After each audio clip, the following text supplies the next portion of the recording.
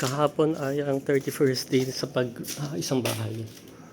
So, ito yung driver's quarter. Ayan, sinimulan na nila ngayon. Ongoing pagmamasilya bale. So, nilagyan na ng hollow blocks. Ito sinemento ang minamasilyahan. So, ito yung mismong kwarto. At ito yung CR naman ng driver. Yung sa CR naman, ayan o, kung natapos na to. Tapos more or less majority tapos yung pagmamasilya dito, kunti na lang natitira, tapos light na paintings na mangyayari.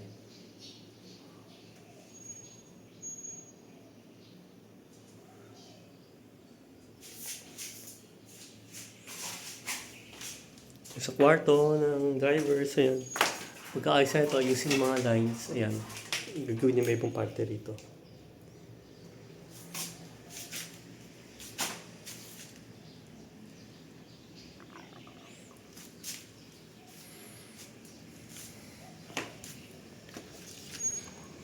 So may malaking progress kahapon dito sa driver's quarter. Hopefully in a few days time, finalize na to. Pati kuryente, pati ilaw nga dito hindi pa tapos eh. Ito yung mga gamit, ayun, nagkakalat yung mga gamit, buhangin, hollow blocks, semento, pintura, gamit. Kahapon, tagal din na dito sa piping na ginagawa dito. May pipings na ginagawa dito. Galing sa tulo sa leak sa itaas sa first room, sa CR. So umabot dito sa baba. So nagkakabit sa mga bagong piping bali para ma-address yung issue.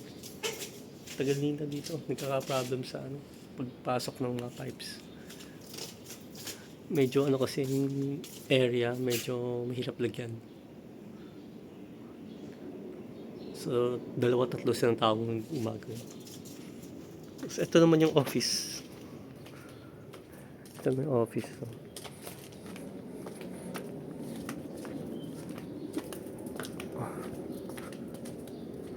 So, kahapon, tinuloy nila pagpintura sa office. Bale. Nagkabit din sa electric fan. Pasok tayo sa dito.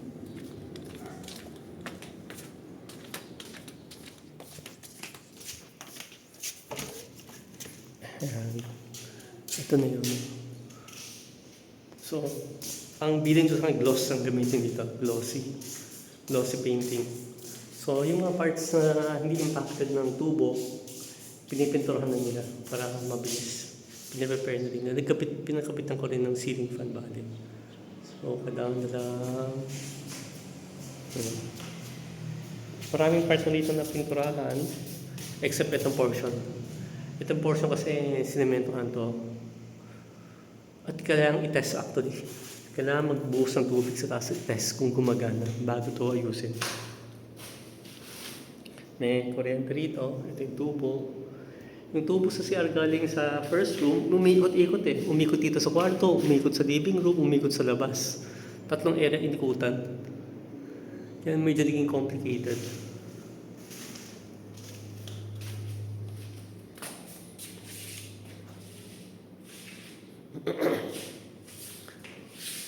Pero malinis tignan ko ito paano. At obviously naging high ceiling. Yung napaka-high ceiling na ng feeling.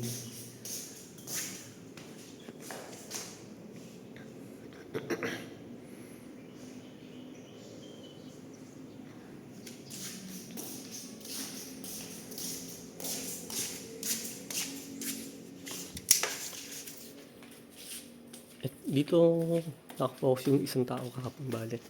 Yung mga tubo dito yun. Nagkagulo-gulo. Itong malaking tubo nga na to. Ano siya? Hindi nagamit naman. Extra lang siya. So dito umikot-ikot. Hanggang itaas. Tubo sa toilet, tubo sa drainage, and so forth sa shower. Ayan. Hopefully, okay na lahat. Kailangan subukan ito mamaya. Pag okay na lahat, mapapalitan ng ilaw, Wiring ng ilaw pa din ng isa. Para mabawasan ang kalat dito. Ang kalat. Gulo.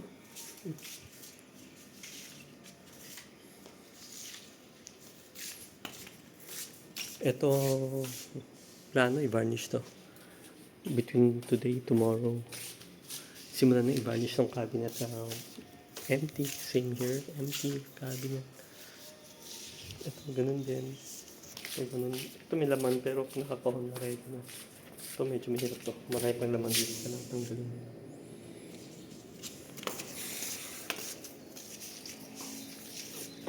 May mga biyak. So, kailangan ayusin. Ito ganun din. Itong table ayusin din. May mga biyak.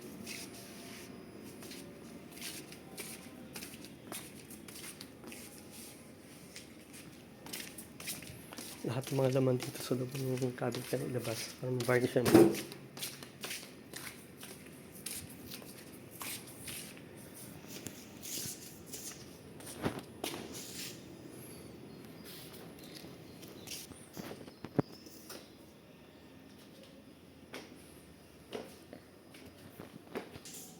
Ito yung mismong pinaka-CR. So, ito, yung drain dito, ito yung ginagawa bali, yung butas na to. So, pati ito. Ito yung mismo sa toilet bowl, ito yung drainage, ito yung sa shower. So, yung basically yung mga linya yung naayos.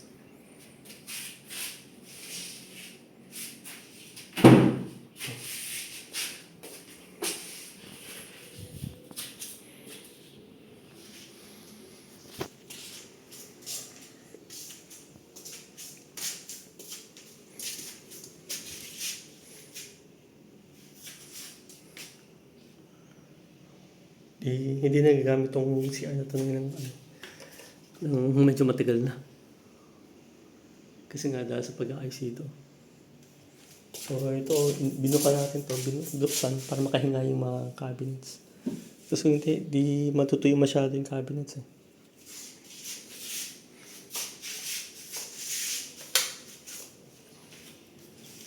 Ito nga, hindi umiilaw. Ang sabihin may naka-off. Kaya yung mga electrical dito magulo pa eh. May on-off na on-off nangyari. Alam mo yung nangyari ito.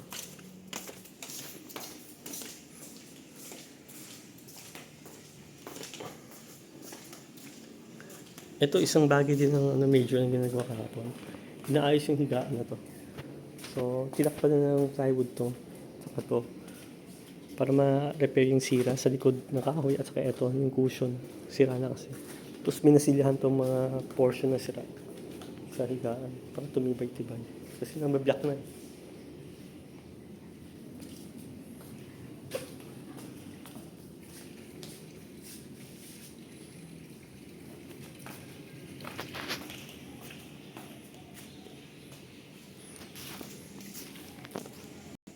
Itong insulator naman, nilagay na nila to sa ceiling. So, isang roll to ng insulator, di pa nauubos. So, kailangan ma-determine kung ilang roll ng insulator ang kailangan para matakpan ng buong bubong.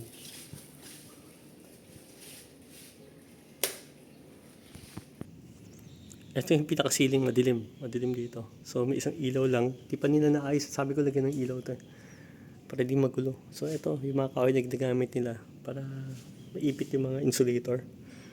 Yung ceiling namin dito, medyo magulo to. Hindi... Yung mga kahoy, nagko-cross-cross eh. Pero ito yung mga portions na nalagyan na nila ng insulator. Ito, yung mga yan, wala pa. Yun. Kita-kita yung mga nakalagay ng insulator kasi medyo silver na eh. Ano itong insulator bali? Two-sided na insulator. Sabi nila naglalagay, nung nalagyan nila, mas hindi na ganun kainit.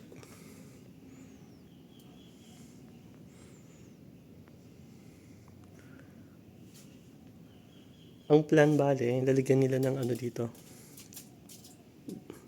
Kahoy dito, plywood, mga sections dito para pwedeng lagyan ng gamit.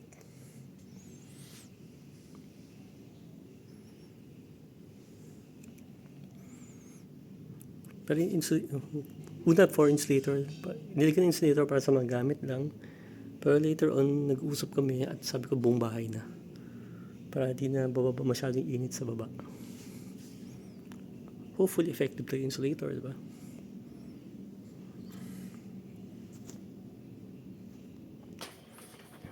Ito naman yung second room. So, yung pintura sa may mga drawers sa CR, nangangamoy pa rin. So, di pa rin sobrang tuyo. Lakas pa ng amoy. Hala, nakapatong naman na to. Hopefully, hindi nagdidikitan. Hala.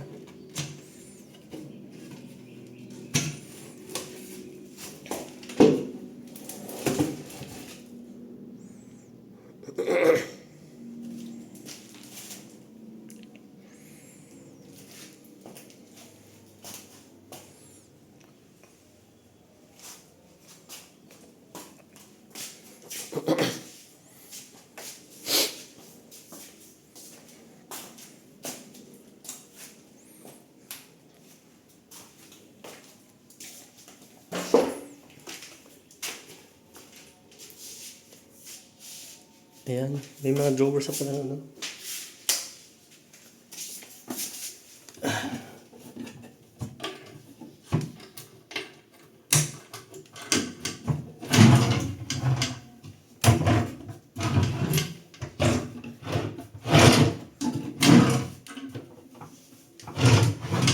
So, binalik na yung padlock ng drawer.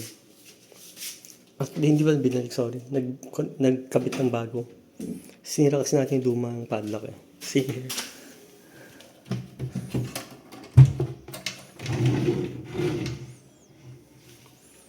Bukan lang muna natin para makahinga. Importante kasi nakakahinga yung mga pintura ang cabinets eh. Para matuyo na maayos.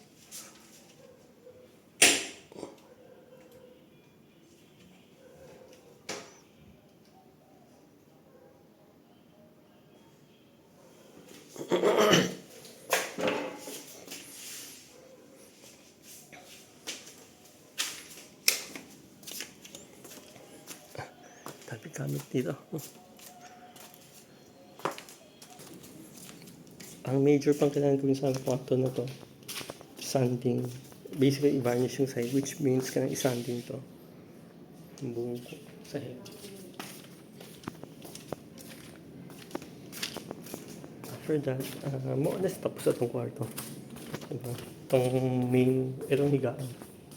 Pero itong sa masters na yung third room na CR, kailangan itong ayusin pa. Convert to PPR basically, diba?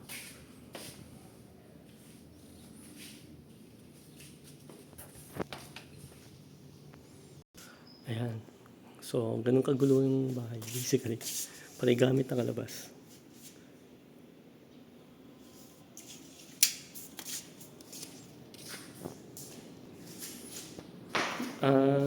As of yesterday, tingin ko almost 300,000 na yung labor na gastos namin.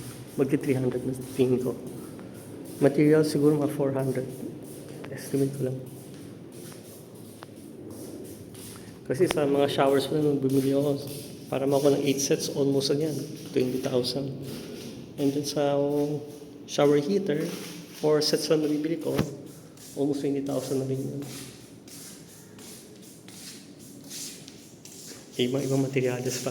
Like paint, mga ganun. Wiring siguro nakagastos tayo ng mga 100 to 200,000.